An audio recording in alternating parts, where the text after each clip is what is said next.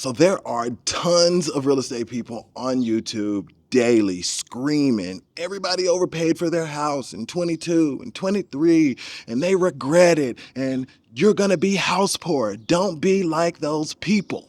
Well, hello, I'm one of those people. Nice to meet you. So, my story begins in 2022 when myself and my wife bought our lovely home, and it was our dream home in the community that we wanted to be in. It was newly built, it had everything that we could ask for, and we were ecstatic. The only problem is we overpaid for it. And honestly, I regret that part of it, especially as a real estate broker. Like, it stung to my core. I watched the house value like a hawk for the first year and a half. And in the first few months, we were doing good. Like, we could have resold it and made a little bit of profit, hypothetically. But then interest rates went up, the bottom dropped out of the market, and everything just went to crap. And I watched my home value just sink lower and lower and lower.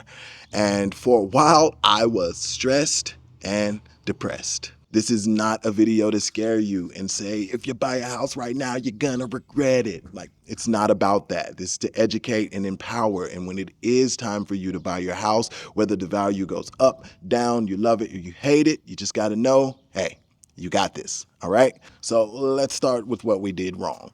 The first thing was we bought our house in the craziest, most inflated price market of all time. And I had been in the real estate industry for, I guess, 7 years prior. All I knew was an up market. So I just thought home prices would keep going up, up, up. And so we bought our house in a bit of a rush, thinking that, hey, if we don't wait, interest rates are gonna rise, prices are gonna keep going up, and we're not gonna be able to get the house that we want.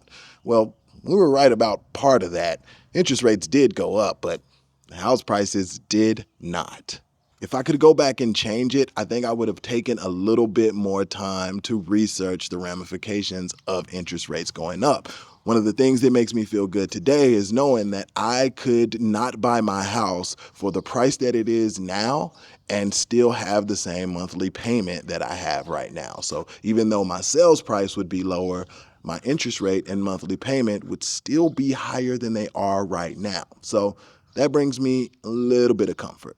The other thing that I regret that I think we kind of did wrong was not making a higher down payment. Now, I know not everybody has that option. I'm super aware of that, but we actually did, and we didn't take advantage of that because had we made a bigger down payment, then the fact that the value of our house went down, it wouldn't have affected us as much because we would have had so much built-in equity that it would have been like, hey, we won't get that back, but at least we won't have to pay to sell the house.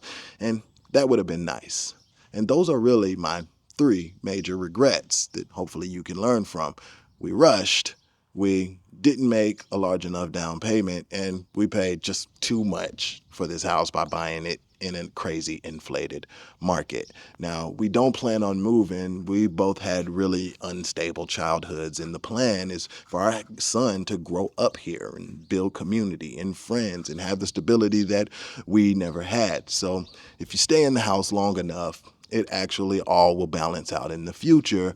But in the short term, it really hurt. So let's talk about the things that we actually did right that I know that you guys can do too. The first thing is our dream house was not our first house. We actually started with a true starter home bought in not so great of a neighborhood, and it was truly in disrepair. It needed a lot of years of work and time to get it to a place where it could actually sell for more than we bought it for, and we were able to use the funds from that sale to roll over into the purchase of our other one. So we started small and moved up. Now, I know starter homes are super, super hard to find right now, but if you can, try and keep your second home in mind when you buy your first home. So get your starter home if possible, pay less, live in a less desirable place or a more rural development where you're not maybe super close to everything, so that in the future you can grow some equity and sell it, roll those funds over to your next one. That is one of the main things that we did right. The second thing that we did right, and I wish this for all of you, even though times are super duper hard, and that was build a nest egg. So while we lived in our very, very cheap, not luxurious at all starter home, it was like 900 square feet, one bathroom that we shared, okay? But we used that as an opportunity to pay off all our debt and accumulate a nest egg, an emergency fund, just in case things happened. And then when we were going to move to our next house, we calculated those bills and we made sure that we had a substantial nest egg to make sure that, hey, just in case some kind of crazy misfortune hit our family, we wouldn't be immediately knocked off of our axis and lose our house. Because that is just one of those things that, like, I always have as a deep internal fear. Like, that's a part of my real estate story is eviction, foreclosure, like all of those things. I saw those as a child, and I'm doing my best to make sure that those don't happen to me as an adult. Now, the last thing we did really, really right was to make sure that our monthly payment was under 30% of our net take-home pay. Now, we both work in our households, and I know a lot of households are not formatted like this, but we took advantage of that and made sure that we could still get a miraculous, wonderful house, but we weren't actually house poor monthly, and we could still maintain the type of lifestyle that we wanted. And the big thing for us was to make sure that, like, if one of us lost our job because we knew that, like, the economy was not going to be doing great, the big thing was to make sure that one of us could afford to pay for the bills with their one job. Now, I know not everybody has that opportunity, but if you do, it's a really, really good thing to think of, and it is a great safety net. But back to our house being way overvalued at the time and not worth what we bought it for, how do we fix that? Well, the first thing was to not fixate on that. I told you, I looked at Zillow and all of the data for months and months and months, almost a year, and I was so upset with myself for investing in a house that essentially tanked. But after that, I had to be present, look at what we actually have in front of us, and then we thought of a plan to fix it slowly. We couldn't do this all at once, and not everybody has this opportunity, but the plan to fix it was to simply make extra payments towards the principal when we can, right? Because we plan on being here for years, and we don't have to make a full extra payment every year or every month in order to catch up. But the plan is to slowly catch up incrementally over time by making a little bit of extra payment towards the principal. So when it does come time for us to sell this house, we're not paying money out of pocket to sell it. Because to me, that is this worst case scenario. I've seen tons of home sellers have to do the same thing, and I don't want that for my family. All right. So do you have any regrets about buying our house? I have some regrets about buying our house. Overall, I love our house. I think I would probably do it all over again, but I do wish we had a plan about how we would buy homes and like what that progression would look like. And we got a little excited. The market got really hot and we made a more impulsive decision. I wish we would have kept it just a little more measured. That was one of the main things that I said too. I think that's one of the things we did wrong. Messing Yeah. around with that market, we kind of got pressured into doing that. Yeah, we had a strategy and we got excited and we kind of was like, never mind on the strategy. We just kind of went with our hearts. Anything you think that we did right that you might give as advice to anybody else who might be thinking about buying their house, whether it's their first house or a second house? You were our realtor. Yeah, that helps. Make sure Stefan is your realtor and you're good to go.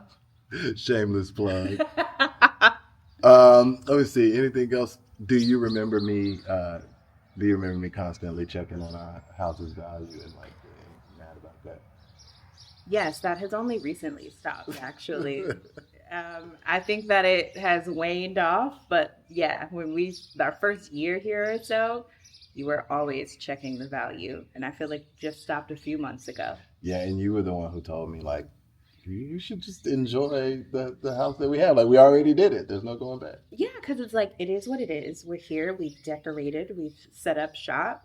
and we're going to have to wait out this market. There is no use in looking at the numbers every month just so you can think about what you missed out on. So even though we didn't knock it out of the park with the purchase of this home, we're okay. And you will be too. Even if you don't get the best deal or you have a higher interest rate, take into account what your actual income is, what you can actually afford, buy your house, live your life, and be happy. Don't fixate on the numbers all day or doom scroll on Zillow and watch home prices go up, down, sideways, and around. Live your life, because if we spend so much time fixating on all of this stuff that we can't control, we spend way less time actually enjoying the accomplishment of being a homeowner. Like we grew up in the worst conditions. Like my granddaddy's house did not have a bathroom. Okay. I had to live there for several years, no bathroom. We just went out back, and I have three. I got three freaking bathrooms, okay? So, like, there is a lot to be grateful for. Spend less time online looking at people like me tell you what you should do with your housing situation, and just enjoy life, all right? So, I know you're gonna do great when it's time to purchase your home, and this next video is definitely gonna help you with that. But in the meantime, live your life. Maybe stay off YouTube for a little while, all right? I'll see you on the next one. Peace.